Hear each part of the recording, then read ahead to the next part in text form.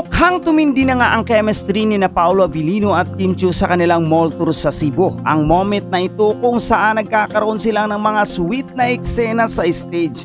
Tiyak na nagpapasaya sa mga Kim Pao fans. Kitang-kita ang kilig na hindi nila kayang itago. Lalo na nang magtapat ang kanilang mga ilong at magkabiruan pa sa harap ng maraming tao. Ang reaksyon ni Kim na parang nahiya at tumawa papalayo at si Paolo naman napayuko sa kilig. Talaga namang nagpasiklab sa mga fans at syempre hindi mawawala ang malalakas na tilian mula sa crowd na parang ang saya-saya ng lahat. Sigurado akong marami pang magagandang moment ang darating mula sa Kim Pao Love Team at ito na marahil ang simula pa lang ng mas maraming pakilig na magaganap sa kanilang mall tour.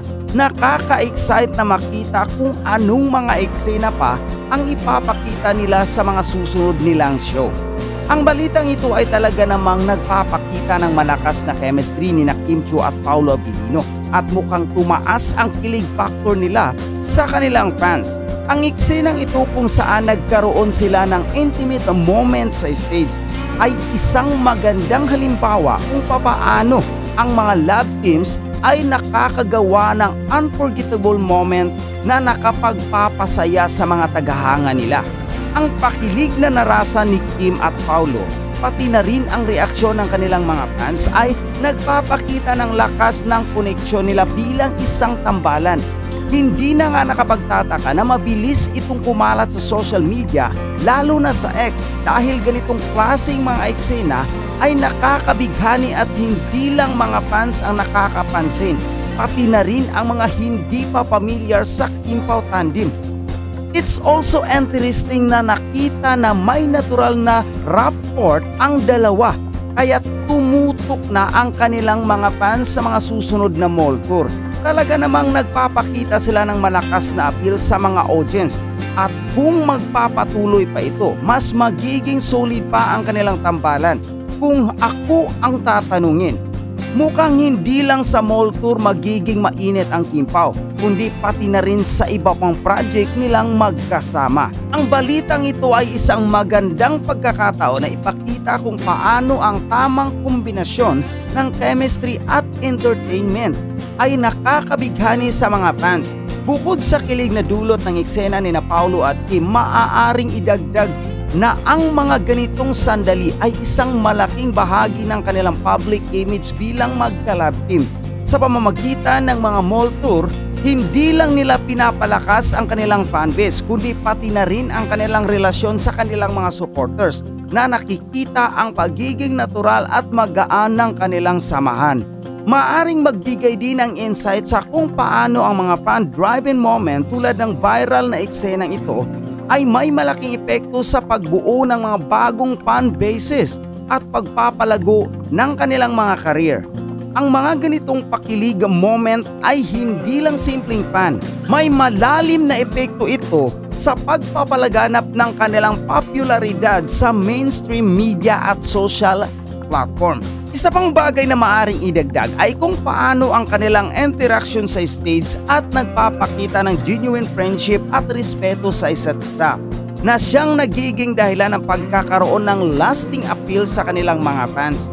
Hindi lang sila magka-partner sa mga project kundi nagsusustento rin ng mutual admiration na tiyak ay magdadala pa sa kanila ng mas marami pang magagandang proyekto sa hinaharap. Sana magtuloy-tuloy pa ang magagandang moment at makakita tayo ng mga bagong proyekto mula sa Kim Pao na magpapakilig sa lahat. Mga chika, there was a video yesterday na nagte-trending actually hanggang ngayon kung saan makikita natin dito ang ating Chinita Princess na si Kimi na naging emosyonal sa stage. Okay? Madalas mga chika, or most of the time, di ba, si Kimi laging nakangiti, nakabungis-ngi, sigaw ng sigaw kapag siya ay nagpe-perform. But what happened yesterday is very unusual mga chika kasi merong parte doon kung saan habang ini-interview sina Kimi tsaka si Paolo, actually to be particular, si Kimi pa nga lang yung sagsasalita doon, bigla siyang naiyak.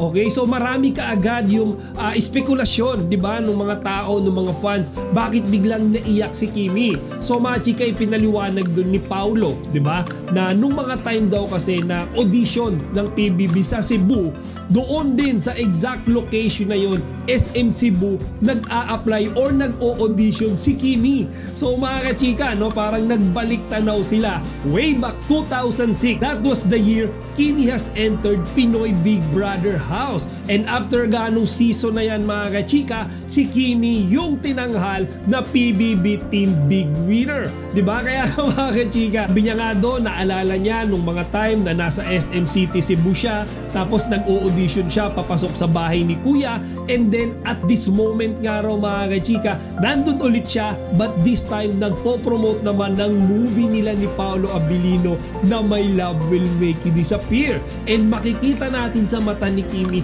kung gaano siya ka-thankful, diba, sa blessings na tinatanggap niya ngayon.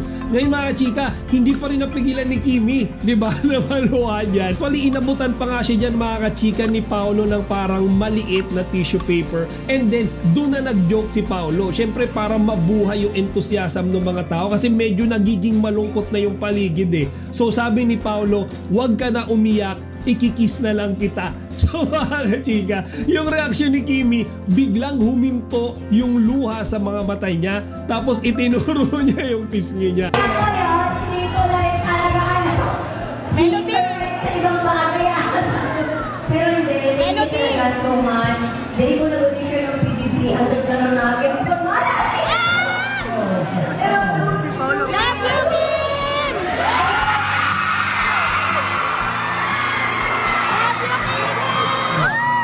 Pero, wala. Remember lang po, Dito nag-audition, dito mismo nag-audition si Kim ng PBB. And now, ngayon diba, dito ka nagsimula, pero ngayon nandito ka ngayon, na umabot ka ngayon ng mga kasama si Paolo. iyakan pala dito. Huwag ka na umiyak, please na lang nito. Huwag ka na umiyak, please na lang nito.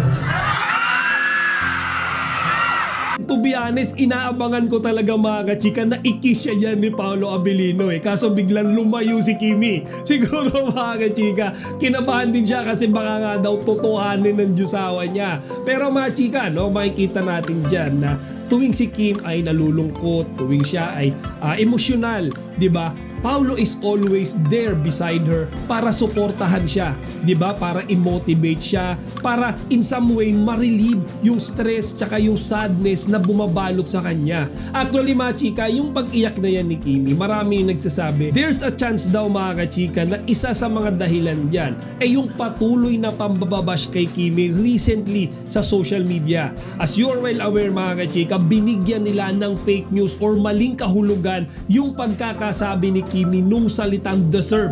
Diba? Inirelate nila yan sa politika kahit wala naman talaga iyong kinalaman doon. Kaya mga chika, ang dami ngayon mga kung sino-sinong bashers ng Kim Pao sa social media, sinisiraan si Kimi. Actually, I also saw a picture nga no, na parang nire-reshare nila, nire-repost nila kung saan nakalagay doon, i-boycott nga daw yung Kim Pao movie. Di ba mga chika, hindi ko alam kung anong purpose nila, bakit nila ginagawa to. Naiinggit ba sila sa ating Chinita Princess? Di ba? Bakit gusto nilang pabagsakin? Bakit nila pinagtutulong-tulungan? Kung tutuusin, wala namang ginagawang masama sa kanila si Kimi. Despite of all the bashing they're doing to her, si Kimi mga chika, pinapasaya pa rin sila. Diba? Pinakikilig pa rin sila. Actually, tinutulungan pa nga rin sila eh, diba? When Kimi is doing charity works, hindi yan namimili ng taong tutulungan niya. Diba? Kahit ikaw ay supporter niya or basher niya, tutulungan ka pa din niya. Ganyan kabait si Kimi. So nagtataka nga ako eh, ano bang purpose na parang gusto nilang i-boycott? Diba? Yung pelikulang My Love Will Make You Disappear. Tayong lahat dito sa Kim Pao community, pinagtutulong-tulungan natin, i-build up yan. And then yung ibang mga tao, hindi ko alam ha, yung iba't ibang mga basher sa iba't iba ring panig na mga lugar. May mga nakita ko mga chika, parang tinatakpan nila yung mukha ni Kimi, diba? Sa mga banner ng Julie's Bake Shop. And then meron din ako mga nakita na mga random post sa social media na dini-dirty finger nila mga chika ang Kim Pao. Kaya ako sa totoo lang mga chika, I hate toxicity ayoko talaga nung ganitong mga usapan. Kaya as much as possible, hindi ko siya kino-content. Kaya nga mga kachika, feeling ko there's a chance na si Kimi ay naging emosyonal sa SM Cebu dahil naalala niya yan. Siguro nasa isip niya na despite of all the effort she's doing to everyone, yun pa yung natatanggap niya. Diba mga chika? Kaya ngayon, ang best na siguro magagawa natin ay suportahan na lang natin si Kimi and let's ignore these bashers. So mga chika, so much for the toxicity. Move on naman tayo sa good vibes. Let's have another update. And this time naman sa performance kahapon ng Kim Pao sa SM La Consolacion. So mga chika, ngayon para sa akin lang to mga chika, bakit parang mas matindi yung ginawa nilang pakilig dito sa location na to mga chika compare sa SM Cebu? Kasi ang dami rin mga ganap doon mga chika kung saan makikita talaga natin kung gaano ka-sweet si Kimi tsaka si Paolo. Merong eksena doon mga chika na habang nagpe-perform sila, si Paolo tsaka si Kimi sobrang higpit ng hawak ng kamay nila sa isa't isa.